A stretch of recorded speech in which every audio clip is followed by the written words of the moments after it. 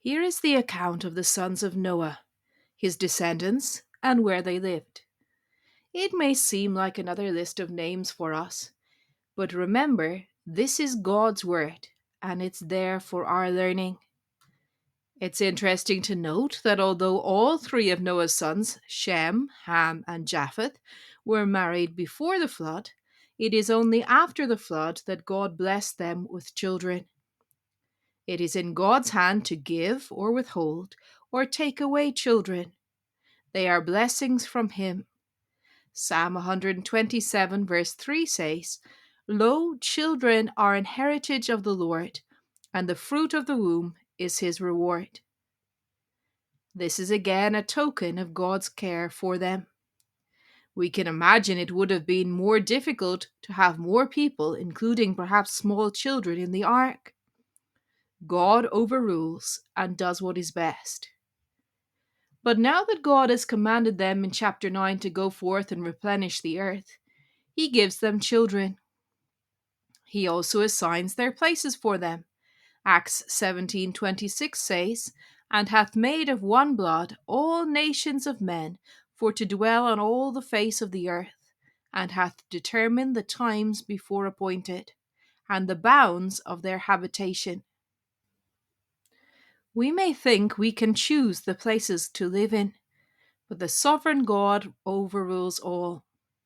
It is He who appoints when and where we are born. Let's look again at one character found here. As Enoch was singled out in chapter 5 for his godliness, so Nimrod is singled out here for his rebellion, for so his name signifies. Nimrod was a mighty hunter before the Lord, or against the Lord. He is filled with pride and rebellion.